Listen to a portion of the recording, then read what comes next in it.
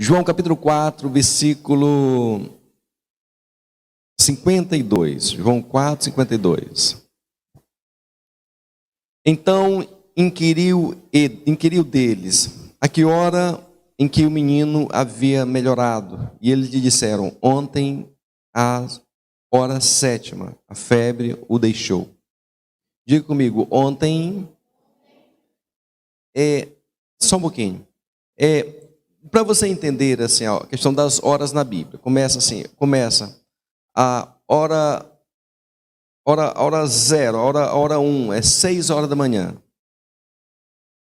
6, 7, 8, então a terceira hora, 9. A hora sexta é meio-dia, certo? Tá bom? Então a hora 7ª é às 13. E assim sucessivamente. Então eles contam a hora começando das 6 da manhã às 18. Tá? Então, às vezes você vai encontrar na Bíblia várias citações de hora, tipo a hora 9ª, a hora 10ª, a hora 5ª, a hora 6ª, a hora 11ª, sei lá. Só para você entender, tá bom? Então, quando fala a hora 7ª, na verdade é às 13. Tá bom? Às 13 horas. Então vamos citar não como hora 7, mas como 13. Diga comigo então. Então, inquiriu deles. Vamos lá, vamos. Então, inquiriu deles a hora em que o menino havia melhorado. E eles lhe disseram: ontem, às 13, a febre o deixou. Diga comigo, ontem, às 13. Diga comigo, ontem, às 13. Mais uma vez, ontem, às 13. Que hora mesmo? Às 13. Algumas coisas acontecem na vida da gente, a gente não esquece. Verdade, a gente não esquece mesmo. Tem a hora que acontecer alguma coisa, algum fato importante, alguma situação importante, a gente não esquece, a gente fica ali ligado, a gente não esquece, verdade? Então, aquele pai foi procurar Jesus, dizendo: Jesus, o meu filho está enfermo. A situação era extremamente grave. Jesus deu uma ordem de aquela enfermidade, deixou aquela criança. E quando ele foi verificar a hora que a criança tinha ficado boa, os servos dele disseram: foi exatamente às 13 horas. Foi ontem, sábado, no caso se fosse sábado, ontem às 13 horas. Foi a hora que Jesus deu uma ordem para que aquela criança ficasse boa, certo? O que eu entendo com essa palavra é que Jesus ele sempre tem uma palavra que vai de encontro às nossas necessidades. Sempre. Sejam elas quais forem. Jesus sempre tem uma palavra que vem sim encontrar-se com as nossas necessidades e de frente para as nossas necessidades, ele vem então sanar aquilo que nós temos como necessidade, sempre. Independentemente de qual seja a nossa necessidade, ele sempre tem uma palavra, certo? E quando Jesus fala algo a nosso respeito, pode ser o que for que ele fala, certo? Vai se cumprir. E alguma das coisas que ele libera e que vai se cumprir, tem hora marcada, horário certo. Vamos lá. O culto começa que hora? Hora tal. O casamento vai ser que dia? Vai ser dia tal, hora tal. Nós somos guiados pelo cronológico, pela hora. Tudo que nós vamos fazer, a gente marca, vamos nos encontrar. Que horas? Que momento? Vai ser às 15h30. Tá bom, então às 15h30, no local tal, a gente vai se encontrar. Que hora é a hora da reunião? É às 7 horas da manhã. Beleza, 7 horas a gente se encontra. Então nós sempre sabemos muito claramente qual é a nossa relação com o horário. Não é algo estranho aos nossos ouvidos. Então, algumas das coisas que Jesus fala para nós tem hora marcada. Verdade. Certo? E nós, então, precisamos ajustar o nosso relógio. Esses dias, uma moça me perguntou, ela tinha quase 30 anos, e desde o término da faculdade dela, com 20 e poucos anos de idade, ela vinha estudando para concurso. Salvo engano, naquela fase, eu tinha 32 anos. Estudando para concurso. Ou seja, já tinha basicamente 10 anos estudando para concurso. E até aquele momento não tinha passado nenhum concurso que fosse interessante. Eu falei para ela, olha, o dia que você aprender a colocar o seu relógio de acordo com o relógio de Deus, as coisas vão mudar na sua vida. O dia que você aprender, aqui no meu relógio está marcando 7 horas e 24 minutos. Mas no relógio de Jesus está marcando 10 horas da manhã. Não, então eu preciso ajustar o meu relógio ao dele. Não é o meu relógio que vai dizer quando o meu tempo vai acontecer, quando as coisas vão acontecer no meu tempo. Mas é o relógio dele. Tá certo? Então, ela não conseguiu entender bem aquilo que eu mencionei para ela, porque precisava de uma conversa maior e ela não tinha muito... ela queria algo muito rápido, muito pronto. Eu entendi na Bíblia que as coisas não vêm prontas. Na vida, a Bíblia nos ensina que nós não recebemos praticamente nada pronto. Nós recebemos os elementos e recebemos a fórmula de como fazer ficar pronto. Mas pronto mesmo não vem. Nós recebemos a receita, mas pronto mesmo não vem. E ela queria algo muito pronto, então não deu certo. Ela acabou não entendendo aquilo ali. Eu acho que até hoje nunca passou em nenhum concurso. Sim, mas certo é que nós precisamos ajustar o nosso horário ao horário de Deus. Qual é o tempo que Deus quer que isso aconteça? Então, naquele dia, naquela hora, naquela situação, você vai lá e executa. Deixa passar, não. Você tem que estar atento para captar o momento em que Deus vai falar algo para você. Algum tempo atrás, a minha esposa começou a estudar, ela perguntou um curso, nós concordamos num curso, ela começou a estudar numa faculdade. Então, de manhã, eu ia deixar ela na faculdade, resolver algumas situações, e 3, 4 horas depois eu tinha que voltar para pegar ela da faculdade. E aí eu pensei, não, eu estou perdendo muito tempo só no trânsito. Eu falei, filha, eu vou estudar com você. Eu vou deixar você na faculdade, mas não vou deixar, eu vou ficar com você lá na faculdade. Aí me ajustei o meu horário, eu entendi que Deus naquele momento estava me chamando para fazer aquilo ali. Eu ajustei o meu horário ao horário de Deus, e terminamos a faculdade juntos. Eu economizei algumas cadeiras que eu tinha feito na outra faculdade, terminamos juntos. Mas eu entendi que Deus, naquele momento, queria me capacitar para algo. Eu vou orar para ver se dá vontade de Deus. A gente ora para saber se dá vontade de Deus quando nós não sabemos qual é a vontade dele. Agora, uma vez sabido, ora mais não. Vai para cima. Sim. Entende que, por exemplo, no mundo nós temos diversos horários. Nós temos horários que variam do nosso praticamente 12 horas, 13 horas. A Austrália é 13 horas na nossa frente. Então, naturalmente, se eu for para a Austrália, com o horário que eu tenho aqui no Brasil, eu não tenho como viver lá. Porque lá o dia está amanhecendo. Aliás, o sol já está alto. E eu estou preparando para dormir. Não tem como ajustar. Então, eu tenho que ajustar o meu horário ao horário do local que eu estou. Então, se eu estou na terra aqui, mas eu vivo o reino de Deus, eu preciso ajustar o meu horário, o meu tempo ao tempo de Deus. Isso tem que ficar claro na nossa mente. Porque quando nós não ajustamos o nosso horário ao horário de Deus, nós andamos na contramão do milagre. O milagre vem numa via para nos alcançar, e ao invés dele vir ao nosso encontro, a gente acaba vendo ele vir numa mão e nós vamos na outra mão. A vida passa e você não vê Deus atuando porque você está na contramão da vontade de Deus. Nós precisamos ajustar o nosso horário, tá certo? Isso tem que ficar muito claro. Para nós andarmos na via do milagre, não contra a via do milagre, tá certo? Então, nesse texto, especificamente nesse texto, eu vejo muitas lições preciosas, muitas. A primeira delas que eu queria que você entendesse é o seguinte: é a questão da enfermidade dos filhos. Enfermidade dos filhos. Esses dias, eu já contei para vocês, mas eu vou refutar novamente. Uma senhorazinha muito gente boa me procurou, desesperada, chorando.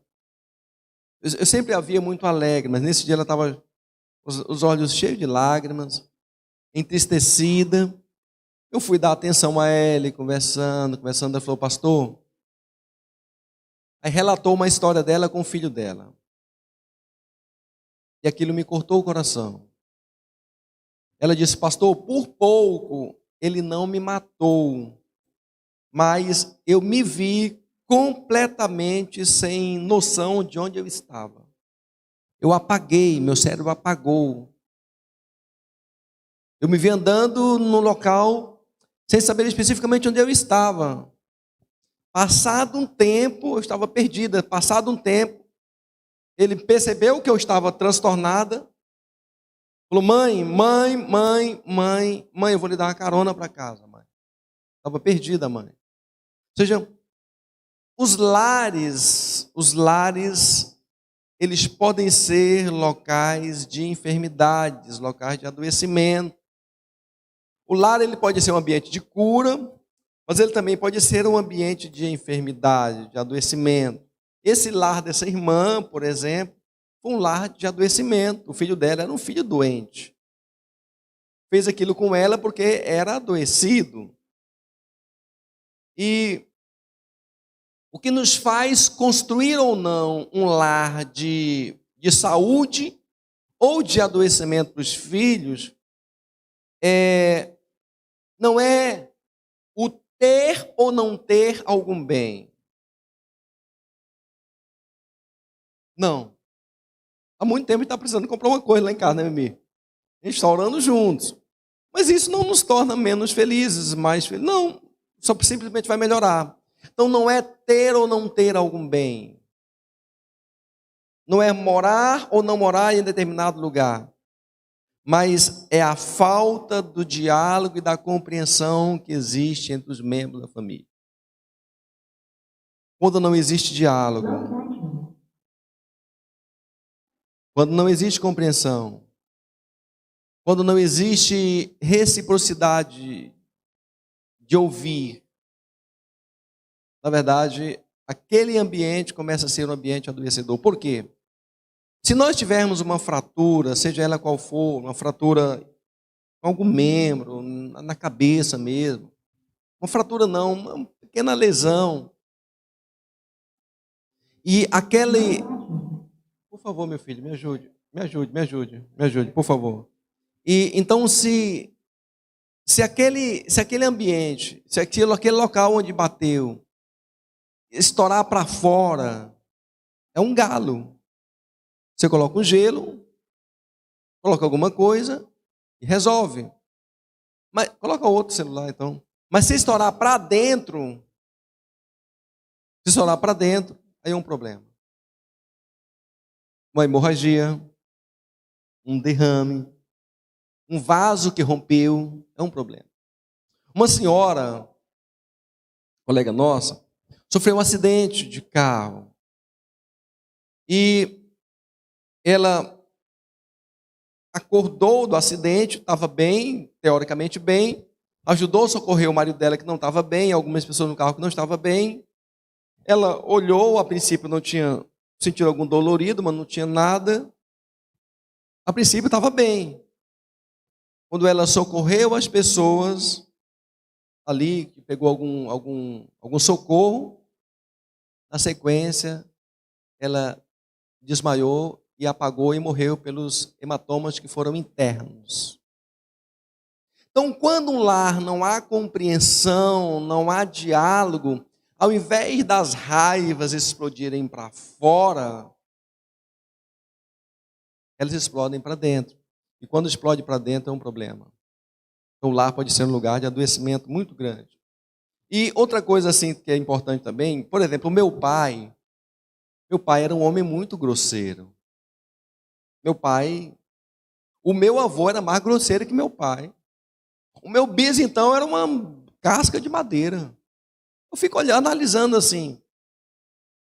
E eu não recebi tanta grosseria do meu pai. Eu já recebi bem menos. Os primeiros filhos receberam mais. Eu era um dos últimos, recebi menos. Meu pai já era mais idoso, estava mais calmo. Mas eu não preciso repassar aos meus filhos a forma rudimentar com que o meu pai me criou.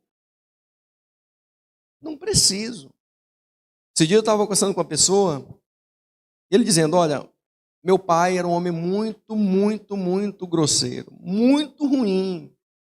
Meu pai chegava em casa e minha mãe tinha feito alguma comida que ele não gostava, ele quebrava o prato na frente dela, brigava, quebrava, era o bonzão, era o valentão. Um dia meu pai adoeceu, uma doença muito séria. Quem socorreu meu pai? Quem ajudou meu pai? Quem esteve com meu pai? Minha mãe.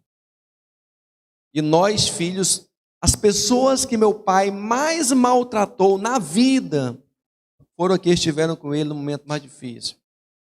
Ele contando que viu o pai dele já adoecido, chorando, desesperado, pedindo perdão para a mãe, pedindo perdão para os filhos, das grosserias, das brutalidades, das coisas erradas que tinha feito, das ignorâncias que tinha feito. Sabe, nós não precisamos passar para os nossos filhos a maneira rudimentar com que o meu pai, com que nossos pais nos criaram. Não precisamos. Tá certo? Porque quando nós não sabemos lidar com isso, a gente acaba tornando nossos filhos reféns de uma situação totalmente descontrolada que nós vivemos. Nossos filhos não são reféns. A gente precisa ter a hombridade de entender que os nossos relacionamentos com os nossos pais foram bons com os nossos pais, com os nossos filhos, é outro relacionamento, é outra postura, outra forma de lidar, outra forma de agir, outra forma de compreender, outra forma de estar perto, outra forma de respeitar, é outra maneira.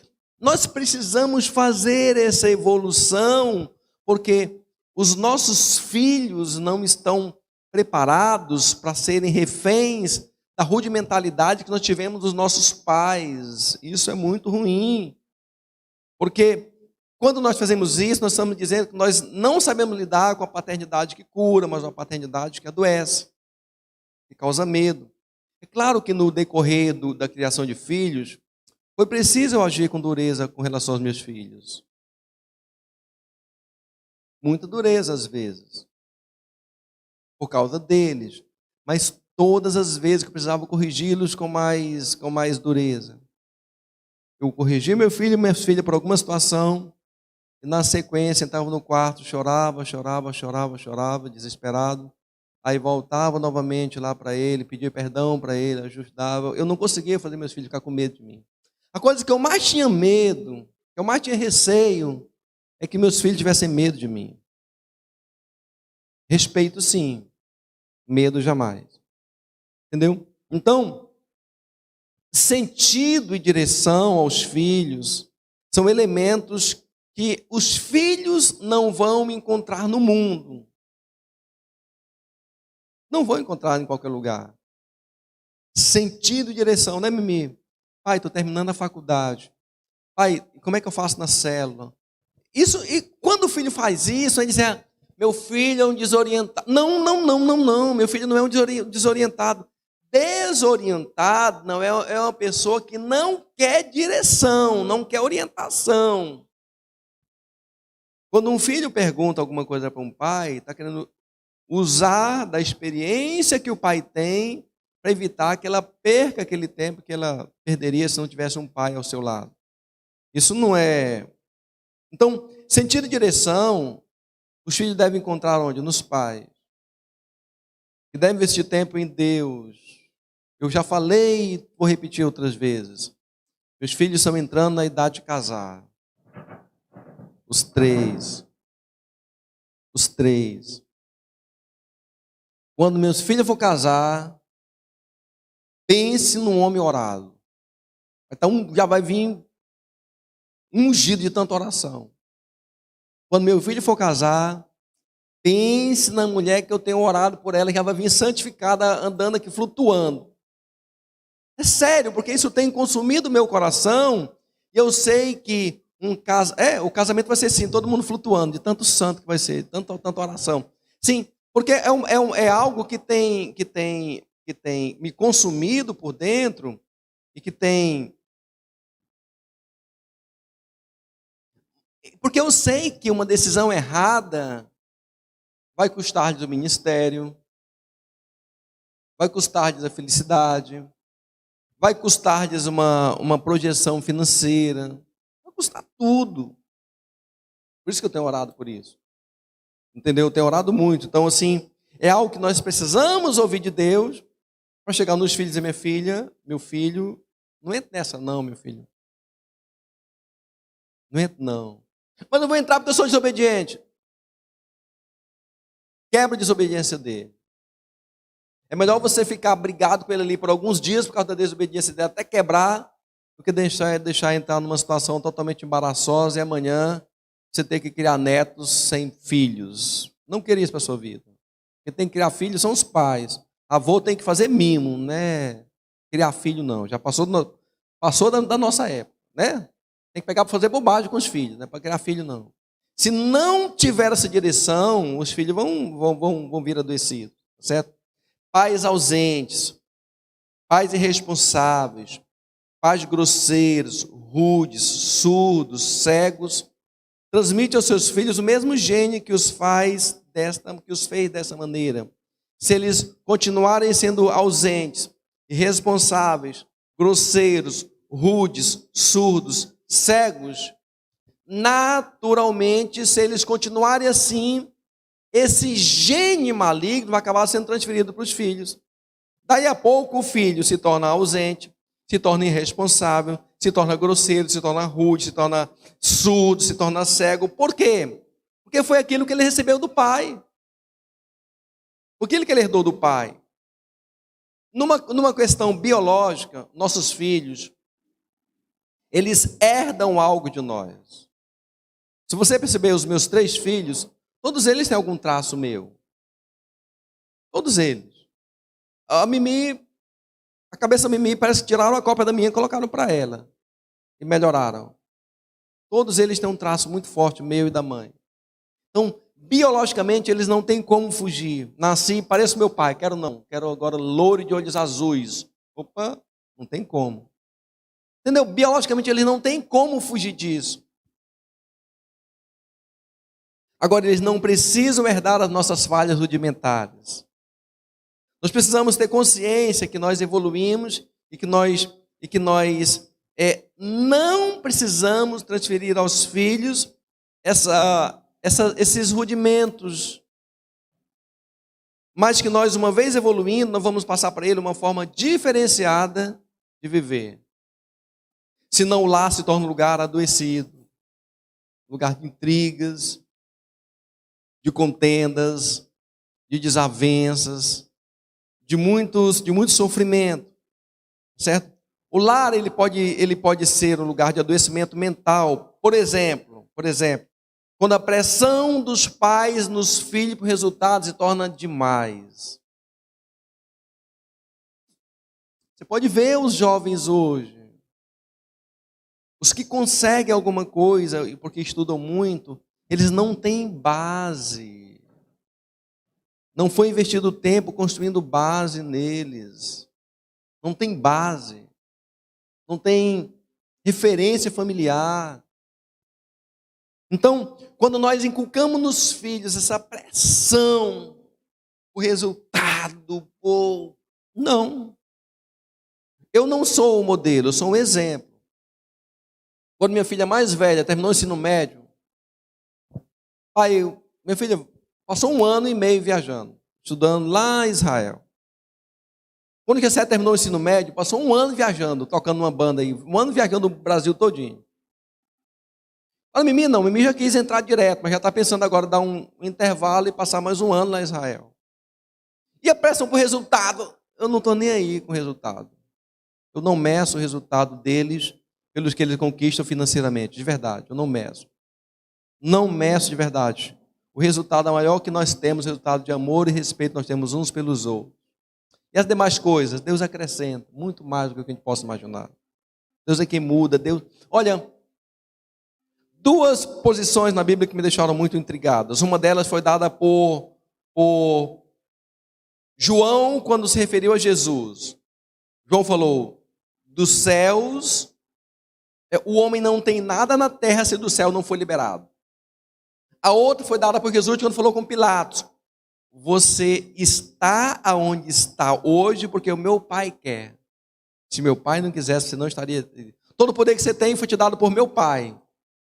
Então, quem acrescenta é Deus. Quem direciona é Deus. Quem faz é Deus.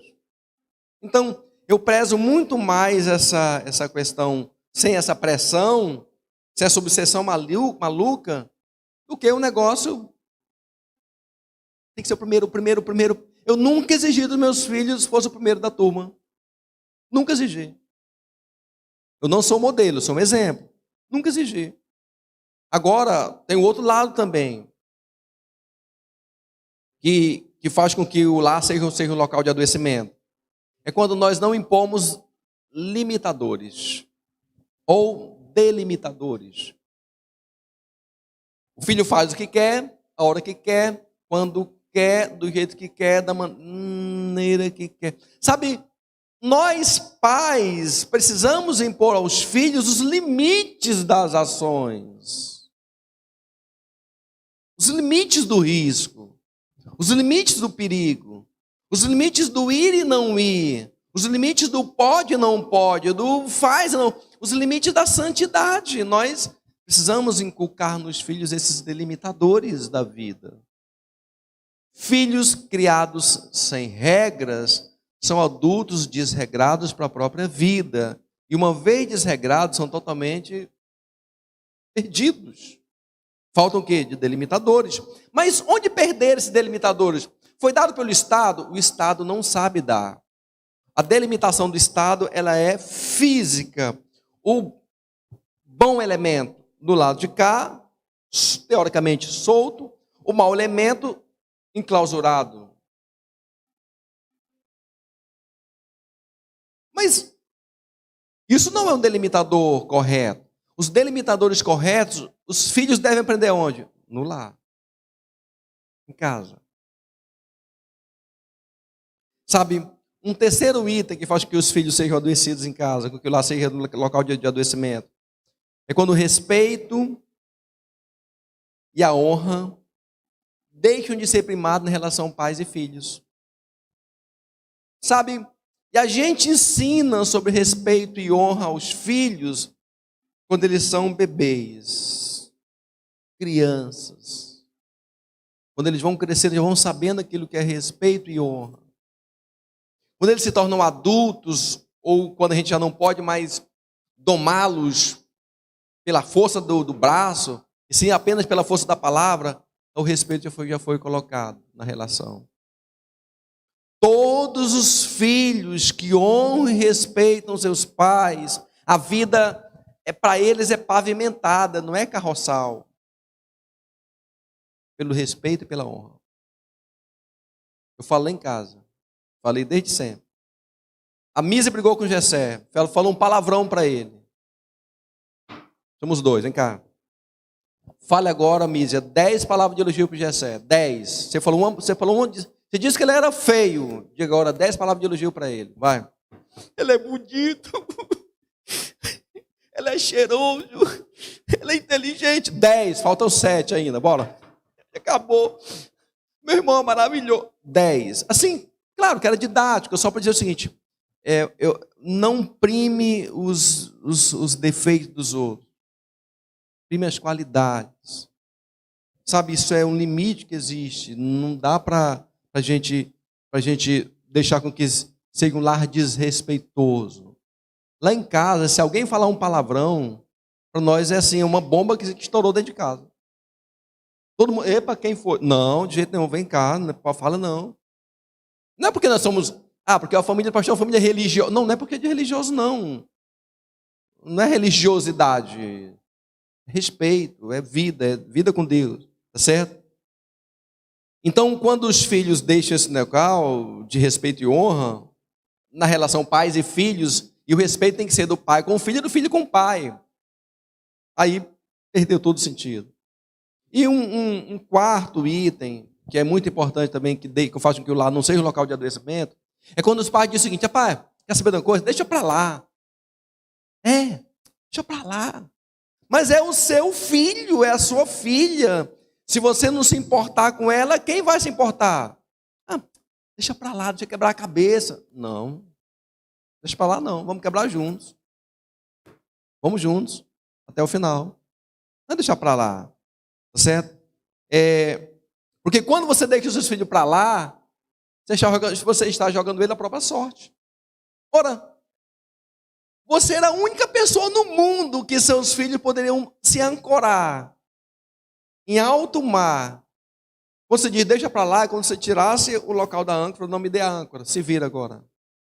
Covardia. Verdade, covardia mesmo. Covardia das grandes.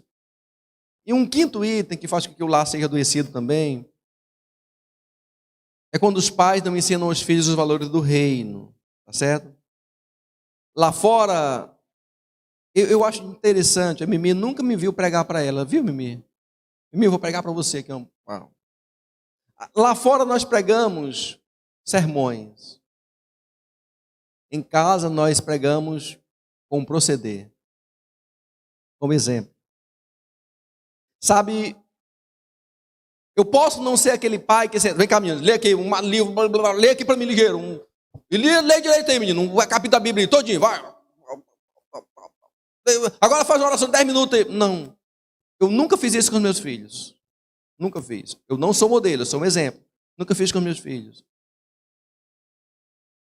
Mas eles nunca me viram fazer algo que desabonasse a minha conduta como pai. Então, lá fora, aqui na igreja, eu prego um sermão. Em casa, com eles, eu prego o meu proceder. Né, bebê? A porta do meu quarto é sempre aberta para ela. Sempre aberta. Qualquer dia, da hora da noite. Ela e para qualquer um deles. Sempre aberta. Eu sou um pai que durmo de porta aberta. Qualquer hora da noite que alguém falar qualquer coisa, eu estou atento. Qualquer hora. Proceder. Não adianta nós... Porque senão, os filhos aprendem com o nosso exemplo, eles não aprendem com o que nós pregamos, com os nossos discursos, com a nossa falácia. Não! O nosso exemplo. As doenças mais graves que tem em casa, qual é? A drogadição. Drogadição, né? Pessoas envolvidas com drogas. Como isso é um problema grande, meus irmãos. Mas aprendeu a fumar, a usar lá fora. Ele aprendeu a usar dentro de casa. De verdade. Eu falo isso com muito pesar. Porque não é uma palavra de acusação. Aprendeu a usar dentro de casa. Aprendeu a usar quando viu o papai e mamãe não implantando limites, não implantando respeito. Isso aqui que eu já falei para vocês. Aprendeu a usar dentro de casa. Um outro adoecimento muito claro que tem nos filhos é a falta de perspectivas e sonhos. Antigamente, aliás, hoje é muito comum filhos com 32, 33 anos em casa jogando videogame. O que é isso? É doente. Não tem perspectiva nenhuma. Não tem perspectiva. E as perspectivas e sonhos são dados aonde? Pelos pais. Verdade. Um terceiro item que é um adoecimento muito grande no lar é o desequilíbrio profissional e sentimental. A minha filha mais velha, eu considero ela muito bonita mesmo, como ser humano e como pessoa. Ser humano fala da alma e pessoa fala do corpo. Como ser humano e como pessoa. Foi algo que a Mimi viu assim, em algumas cenas. Quando a Tis era mais novinha, se chegasse qualquer rapaz, qualquer moço, qualquer menino, falasse para ela: ei, menina bonita, meu Deus, ele me chamou de bonita, eu sou linda. Ela se encantava com aquele pirralho ou qualquer coisa que fosse, porque tinha achado ela bonita. Achava que não tinha valor. Se sentia de valor. Qualquer pessoa que elogiasse ela, ganhava o coração dela. Quando eu percebi isso como pai, falei: epa, vem cá. Não é assim não. Primeiro que você é muito linda, isso aí ninguém vai tirar. Vamos botar a verdade aqui, você é muito linda. E outra, não é o elogio dele que vai fazer você ficar melhor. Não, de jeito nenhum, você já é. E outra coisa que eu vou lhe falar, você não será escolhida pelo seu marido. Você vai escolher o seu marido. Mas vai escolher o seu marido, pode se preparar. Irmão, eu estou falando dela que é a mais velha, mas para cada um teria uma história parecida. Só vou falar o dela. Irmãos, faz fila de homem para casar com essa mulher. Eu estava lá em Israel, uma vez com ela, e um pai, inglês ele, se aproximou de mim, nós começamos a conversar numa torre de oração. Começamos a conversar. E o inglês dele era um inglês muito pesado. Eu chamei minha filha, minha filha fala inglês melhor que eu. Chamei ela para traduzir. E ele começou a traduzir, olhando para ela, olhando para mim.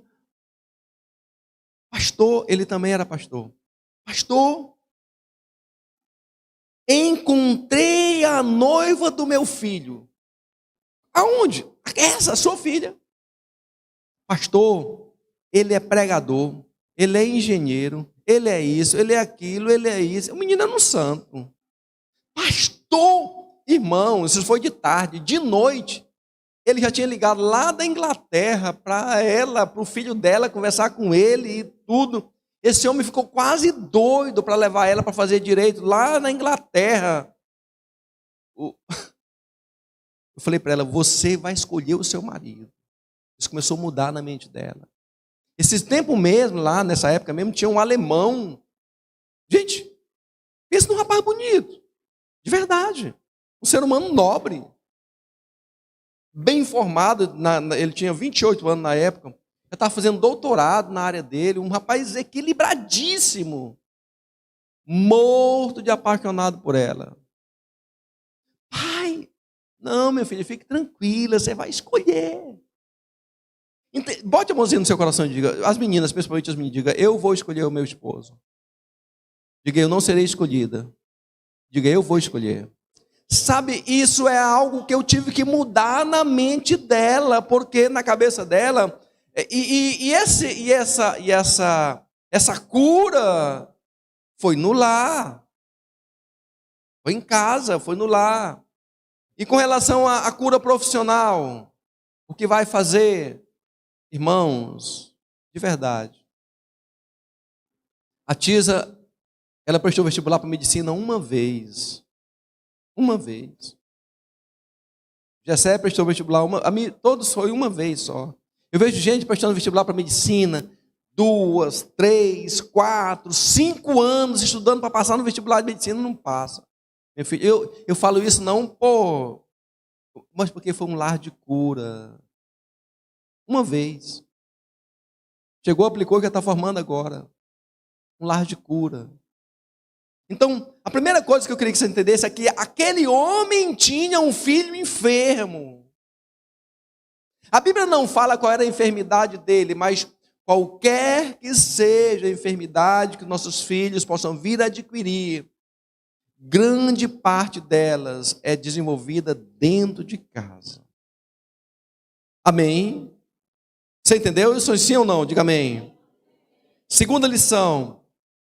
Uma vez que os filhos estão doentes, o que nós estamos dispostos a fazer por eles?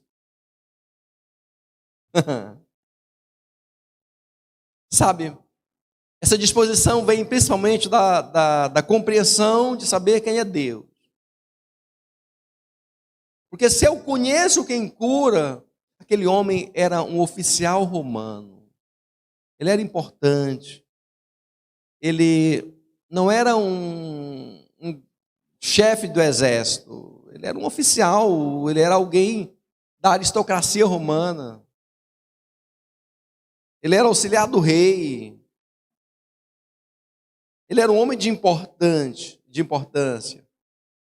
Mas mesmo sabendo de toda a importância que ele exercia no governo romano, uma vez conhecendo e ouvindo falar que o homem nazareno estava lá em Caná da Galileia, ele viajou 30 quilômetros de Cafarnaum até Caná da Galileia para dizer o seguinte: ei, Jesus, cure o meu filho, Jesus, cure o meu filho. Sabe, ele rogou que Jesus fosse até Cafarnaum para curar o seu filho. Então, veja que como é interessante, o primeiro milagre de Jesus foi realizado onde? Em Caná da Galileia. Foi realizado a pedido de sua mãe. Façam tudo o que ele vos disser. Mulher, não é chegada a minha hora. Façam tudo o que ele disser para vocês. Meu filho, acabou o vinho. Mãe, ainda não é chegada a minha hora. José virou para os criados e falou: façam o que ele disser. Vai ter vinho, a festa não vai. Entenda que o primeiro milagre de ela em Caná foi feito a pedido de uma mãe. O segundo milagre foi feito a pedido de um pai. O segundo milagre em Caná: Senhor, cura o meu filho. Cura o meu filho. Naquela época lá na Galileia tinha um costume de dizer o seguinte: olha, eu preciso ver para crer.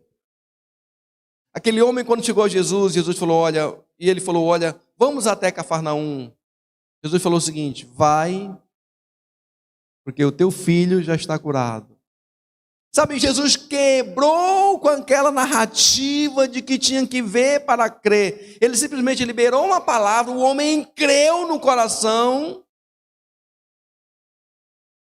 Foi no outro dia e o filho estava curado. Quando nós levamos os nossos filhos até Jesus, nós entendemos completamente esse milagre de ontem, das 13 horas. Quando aquele homem se lançou aos pés de Jesus, implorando pelo milagre, ele nos ensinou muitas lições que nós precisamos aprender. Levar os nossos filhos até Jesus. Ele foi no lugar do filho. Muitas vezes vocês, principalmente os pais, querem que vocês vão na frente. Eu falo com pais que me veem agora e me veem futuramente. A responsabilidade por trazer cura aos filhos não é dos filhos, é dos pais. Se os filhos agem assim, o fazem pela misericórdia de Deus, mas a responsabilidade é dos pais. Aquele homem foi. Necessitamos experimentar o milagre de ontem das 13, tendo como uma experiência profunda em nossa vida. O milagre de ontem às 13 representa para nós que o poder de Jesus sobre enfermidade é muito grande. Qualquer delas, tendo em vista que o texto não especificou qual era a enfermidade daquele jovem, qualquer que fosse a enfermidade daquele filho. Pastor, o problema do meu filho é um problema de direcionamento espiritual, é um problema de direcionamento profissional, é um problema de direcionamento emocional, é um problema de qualquer que fosse o problema daquele filho. Uma vez o pai expondo aquele problema a Jesus, a cura veio. Então, o poder de Jesus é muito grande. E Jesus, ele não está limitado a nós, a como nós estamos. Não, ele é ilimitado. E que não existe uma resposta frustrante para quem busca uma solução em Jesus. Aquele homem foi buscar Jesus com tanta fé e voltou com seu milagre. Quando Jesus curou, quando Jesus multiplicou a água em vinho lá em Caná da Galileia, Jesus revelou o seu poder sobre o tempo. Por quê? Poucas vezes aconteceu na Bíblia. Você pega uma árvore criada lá no jardim do Éden. Você estava assistindo Deus criar a árvore. No outro dia você vai conversar com aquela árvore. Árvore, quantos anos você tem? Eu nasci ontem. Eu tenho um dia de vida. Faça um teste de carbono 14 naquela árvore. Quantos anos a árvore tem? 500 anos. Foi criada ontem, já nasceu 500 anos. Sim.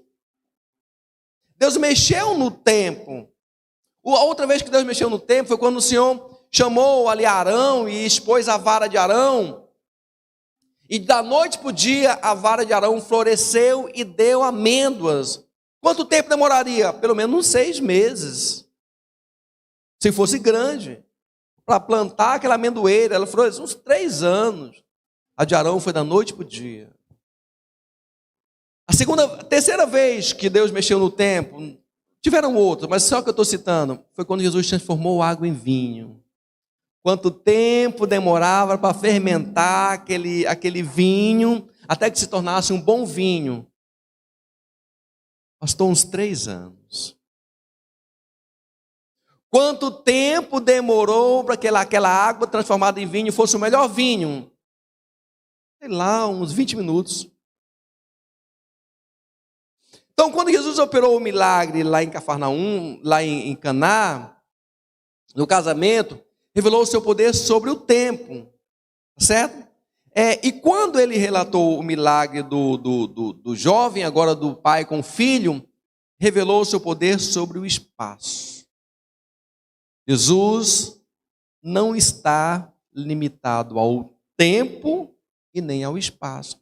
O meu filho ficou lá em casa, enfermo, doente, jaz à morte, quase morrendo. Pode voltar. O seu filho está curado. Quantos quilômetros? Pelo menos 30 quilômetros. Pode voltar. Seu filho estará curado. Sabe, nós precisamos entender isso, que o tempo e o espaço não são limitadores de Jesus, quando nós levamos nossos filhos para Ele. Entendeu? Diga amém. Terceiro, que tipo de lição, que tipo de fé? Terceira lição, que tipo de fé nós precisamos empreender em Jesus? Primeiro, o que aquele homem teve? Ele teve uma fé admirável. Jesus falou para ele, vai, e o teu filho vive. E o homem creu e se pôs ali a caminho de casa. E naquele mesmo local, esse milagre foi logo depois do milagre da mulher samaritana. Ambos receberam apenas uma palavra. Entenda uma coisa. Teve um homem na Bíblia que fez vários testes com Deus. Vários. Senhor, se esse novelho amanhecer molhado, é porque eu sei que o Senhor está falando comigo. Senhor, se esse ao redor dele for molhado e ele não amanhecer molhado, porque o Senhor está falando comigo. Senhor, sabe, quando nós fazemos muito testes com Deus,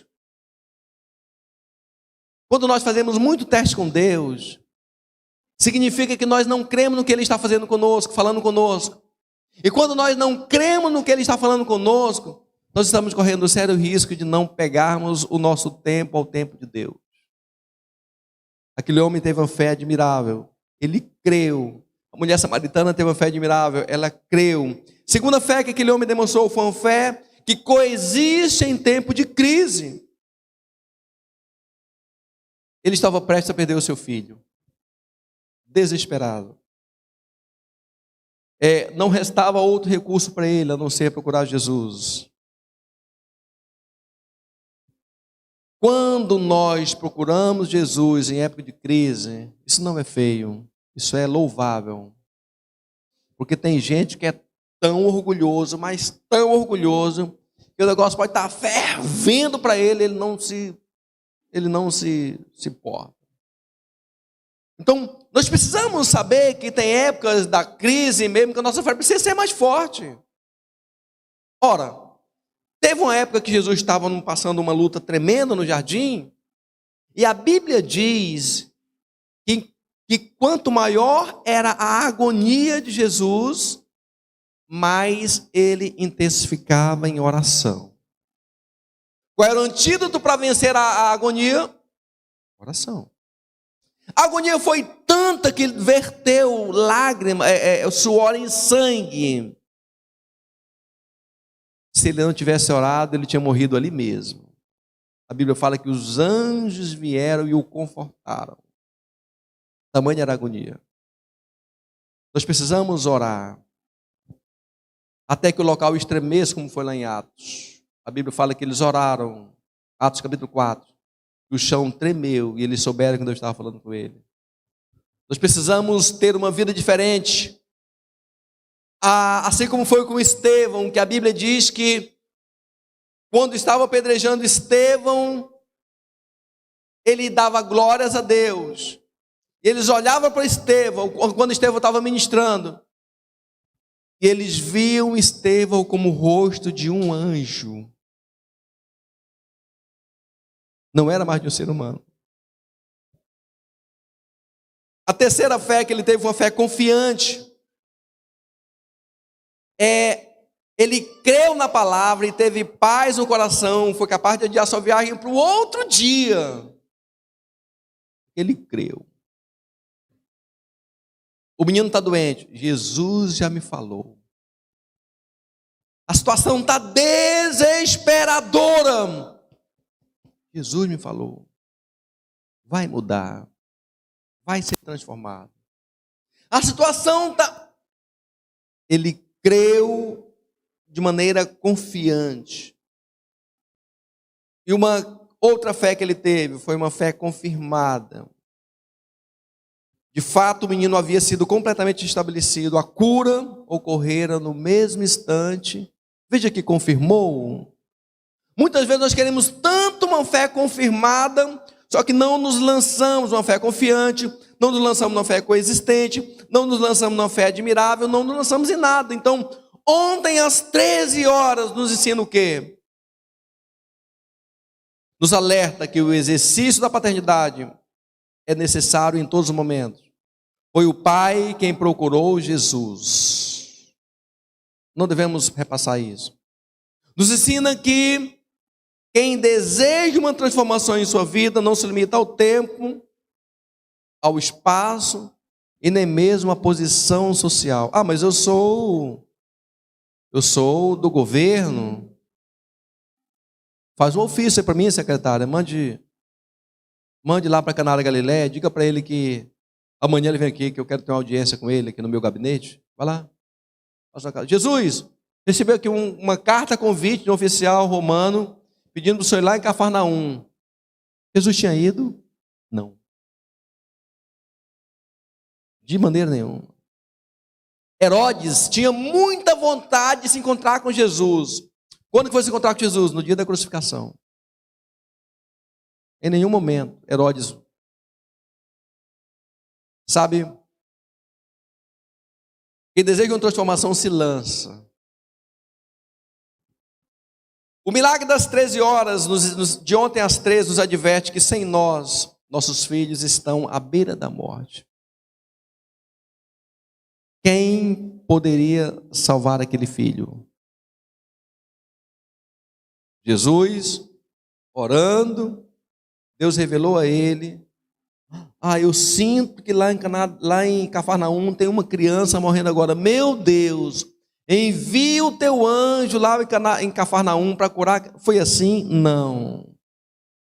O pai soube que Jesus estava em Caná da Galileia. Ele soube. Ele correu para Caná da Galileia e falou: Senhor, vá na minha casa, porque o meu filho está prestes a morrer, o Senhor precisa curar o meu filho. Senhor, vá. Então, sem nós, pais, os nossos filhos estão à beira da morte, e não dá mais para culpá-los pelas mazelas, pelas coisas erradas, mas dá para nós então nos curvarmos diante de Deus, intercedermos por Ele, porque se nós não fizermos isso, ninguém mais faz. Você entende ou não?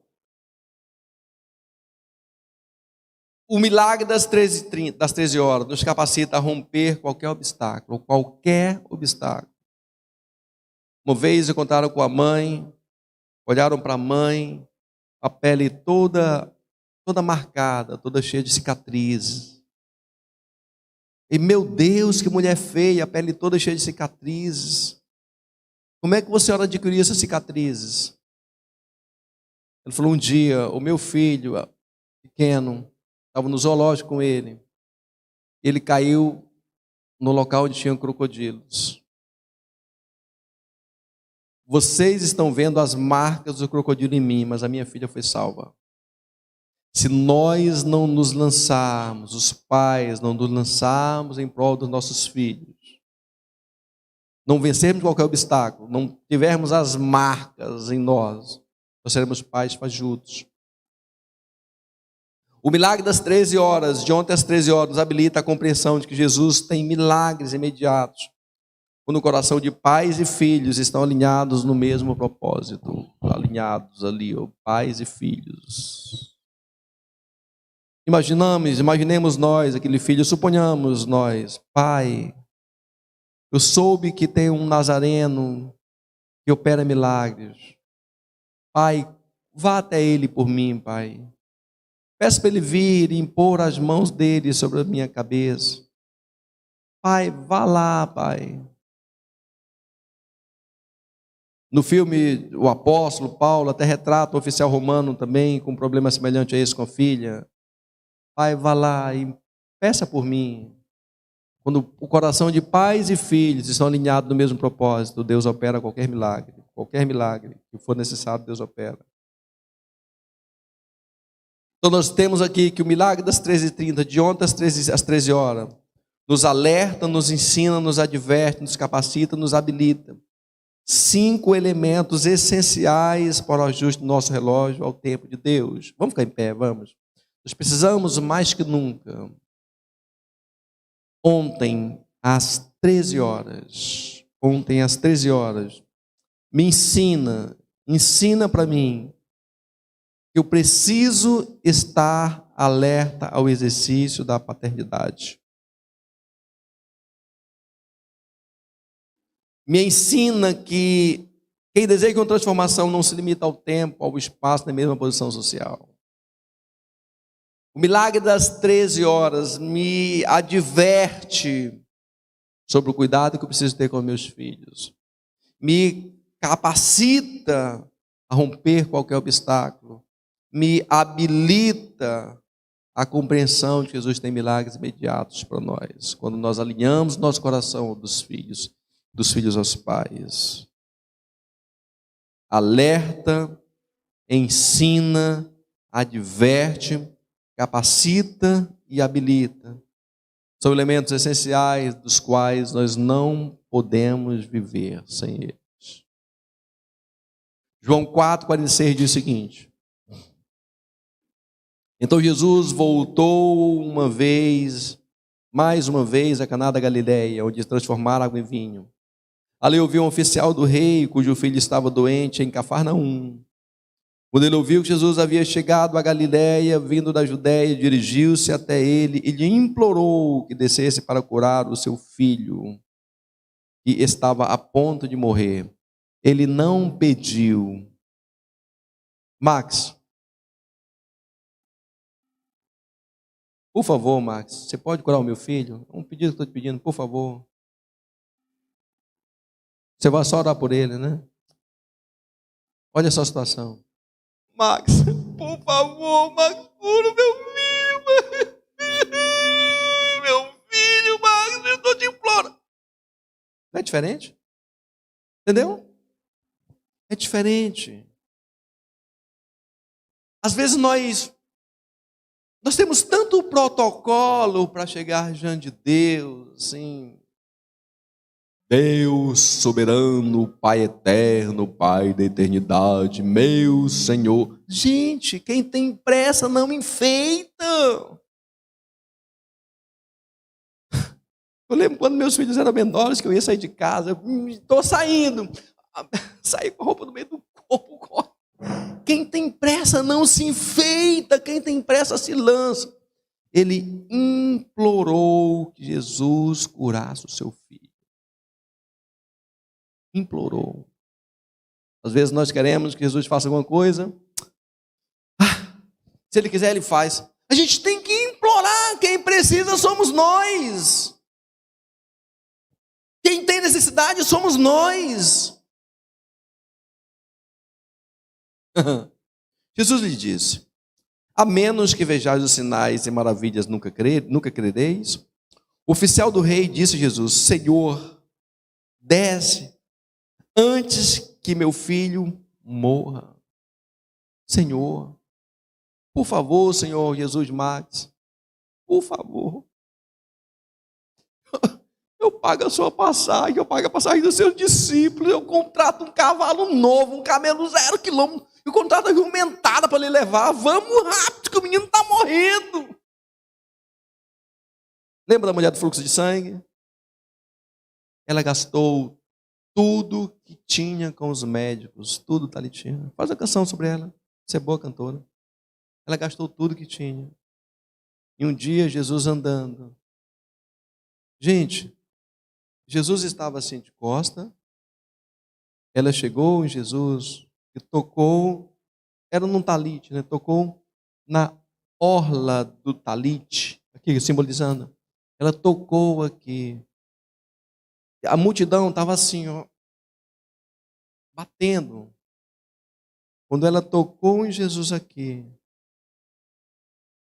Jesus falou: epa, algo me aconteceu.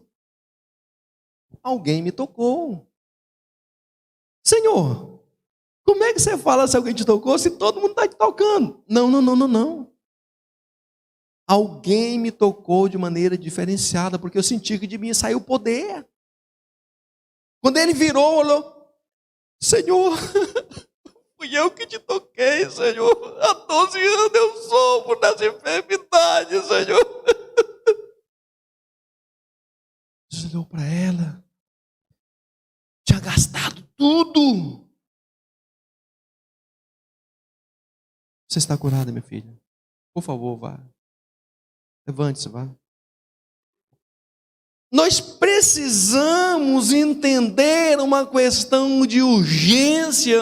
Quem tem pressa não se arruma. Quem tem pressa não vai para cima. Assegurou-lhe Jesus: pode seguir, o teu filho vive. O homem acreditou na palavra de Jesus e partiu. E quando estava descendo a caminho, seus servos vieram ao encontro e lhe deram a notícia: teu filho vive. Então inquiriu deles a hora em que o menino havia melhorado, e eles lhe disseram: ontem, à hora 7ª, a febre o deixou. Assim o pai reconheceu ser aquela mesma hora em que Jesus lhe dissera: o teu filho vive. E creu ele e todos os que viviam em sua casa. Esse foi o segundo sinal realizado por Jesus depois que veio da Judeia para a Galileia. E creu eles. Bote a mãozinha no seu coração. Bote a mãozinha.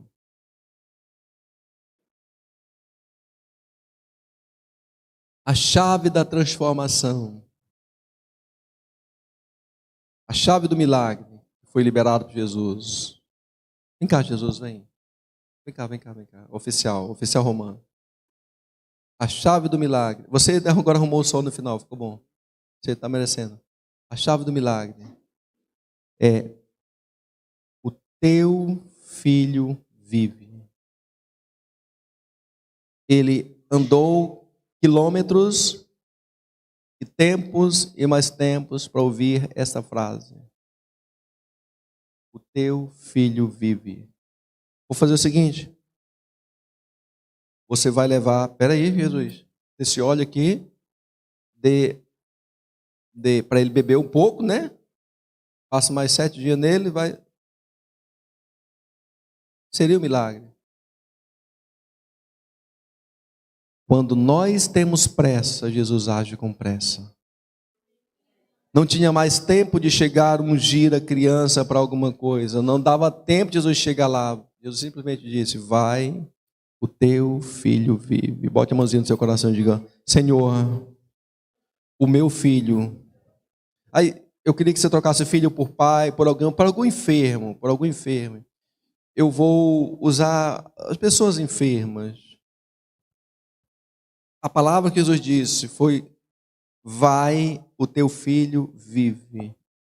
Senhor, diga comigo, Senhor, o meu, aí fala o nome do seu ente, querido. Digo, o meu vive. Deu para ensaiar? Deu para ensaiar? Pega algum enfermo na sua família. Estamos em época de muita enfermidade. Essa luta que eu tive toda agora foi para marcar esse momento. Sabe, Thalita? Papai que esteve enfermo, a vozinha, né? Enfermidades sérias. A palavra que Jesus liberou naquele dia é a mesma palavra que libera para nós hoje. Nós estamos debaixo do mesmo governo. Estamos debaixo da mesma nuvem, da mesma glória, da mesma autoridade. Vai, o teu filho vive. Pai, em nome de Jesus eu oro pelos teus filhos, Pai. O Senhor é um Deus de misericórdia e amor. O Senhor é um Deus de graça, de paz. O Senhor é um Deus de perdão. O Senhor é um Deus que une o coração dos pais aos filhos no mesmo propósito. O Senhor é um Deus que age de maneira poderosa a fim de que todas as coisas que aconteçam cooperem para o bem daqueles que te amam, Pai.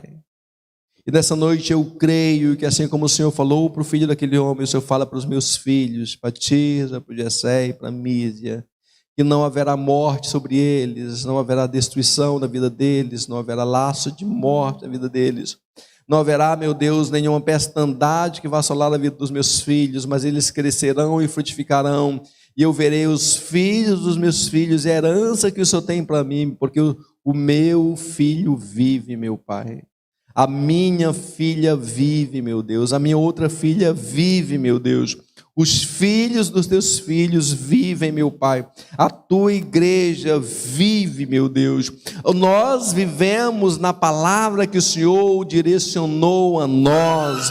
Nós cremos na palavra liberada pelo Senhor. Nós cremos que o Senhor sabe dar vida e que o Senhor tem pressa quando nós não temos mais tempo, meu Pai. Então, em nome de Jesus, eu creio, declarando para os teus filhos que o milagre da restauração, o milagre da restituição, o milagre do recomeço de pais e filhos é uma realidade hoje, meu Deus, em nome do Senhor Jesus. Que esse dia hoje aqui seja como a hora 7ª daquele dia, seja como as 13 horas do dia falado, meu Pai, que hoje, nesse momento, nós declaramos sobre aquilo que os seus filhos estão orando agora, que vai haver vida, vai haver restauração, vai haver restituição, vai haver milagre, vai haver cura, vai haver ressuscitamento, vai haver, meu Deus, na autoridade do nome de Jesus,